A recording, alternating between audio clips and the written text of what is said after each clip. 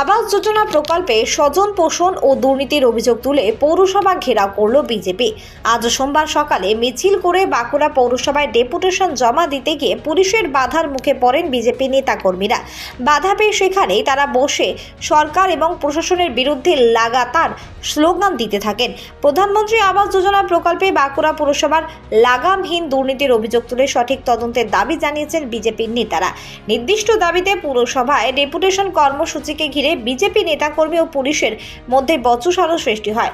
BJP নেতাদের দাবি, বাঁকুড়া পুরসভার কাউন্সিলররা গরিব মানুষদের কাছে টাকা তুলেছে, যারা প্রাপ্য তাদেরকে বাড়ি না দিয়ে শাসক দলের নেতারা বাড়ি পেয়ে যাচ্ছে। তাই আবাস যোজনার দুর্নীতির বিরুদ্ধে সরব হয়ে আজ তারা পথে নেমেছেন। তাদের দাবি যদি না মানা হয় তাহলে আগামী দিনে তারা বৃহত্তর আন্দোলনে নামবেন বলে কড়া হুঁশিয়ারি দেন। দেখুন, বিগত দিনে দেখেছি আমরা যে আবাস যোজনা যে পরিমাণে দুর্নীতি হচ্ছে, সেই দুর্নীতির বিরুদ্ধে আমরা সবাই একত্রিত হয়ে আজ পথে নেমেছি এবং পৌরসভার বিরুদ্ধে আমরা সবাই ডেপুটেশন দিতে এসেছি এবং একাধিক বিষয় দিতে এসেছি। যেমন ধরুন যে রাস্তাগুলো হচ্ছে, সেই রাস্তাগুলো নিম্ন মানের সামগ্রী দিয়ে রাস্তা হচ্ছে। আরবান যে হসপিটালগুলি আছে সেই হসপিটালে ঠিকমতো পরিষেবা পাওয়া যাচ্ছে না। এরকম একাধিক আমরা ডেপুটেশন নিয়ে আজকে মিউনিসিপ্যালিটি ঘেরাও করতেছি।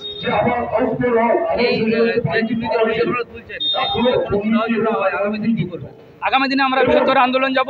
আমরা সাবধান করতে এসেছি যে পরিমাণে দুর্নীতি হচ্ছে, যে পরিমাণে কাটমানি খাচ্ছে, বিশেষ করে প্রধানমন্ত্রী আবাস যোজনায় ওয়ার্ডে ওয়ার্ডে বিভিন্ন কাউন্সিলর যে পরিমাণে টাকা তুলছে এবং প্রকৃত যারা গরিব, যারা প্রাপ্যদার, তারা না পেয়ে শাসক দলের কিছু নেতা টাকার বিনিময়ে আবাস যোজনা পেয়ে যাচ্ছে। এর বিরুদ্ধে আমাদের লড়াই।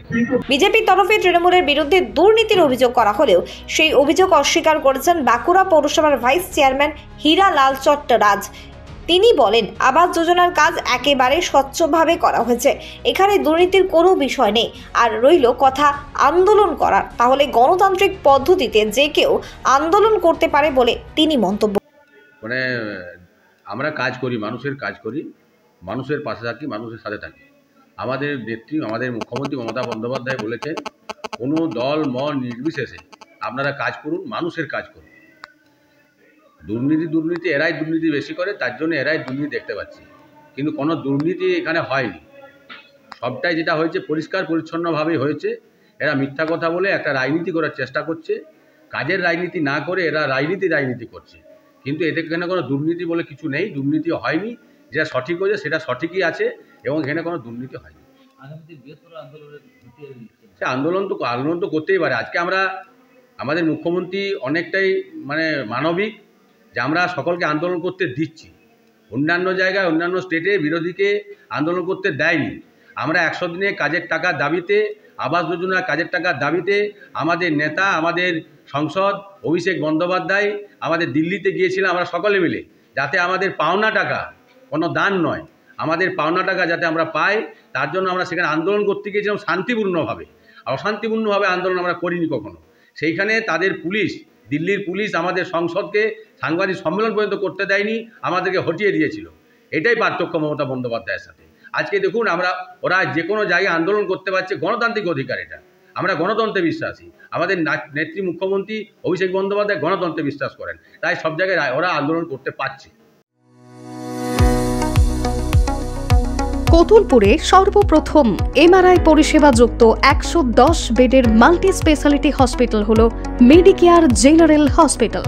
স্বাস্থ্যসাথী মান্যতাপ্রাপ্ত এই হসপিটালে রয়েছে AC, non AC cabin, modern OT, ICCU, NICU, micro surgery, dialysis বিভাগ, ব্রেন ও spine surgery, cancer surgery, lift সহ নানান পরিষেবা। এছাড়াও রয়েছে সিটি স্ক্যান পরিষেবা যুক্ত নিজস্ব ডায়াগনস্টিক সেন্টার, ডক্টর চেম্বার্স, ওষুধের দোকান সহ 24 ঘন্টা অ্যাম্বুলেন্স পরিষেবা।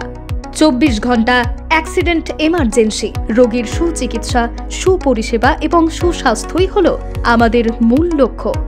ঠিকানা সরিষাদিঘি, কতুলপুর, বাঁকুড়া।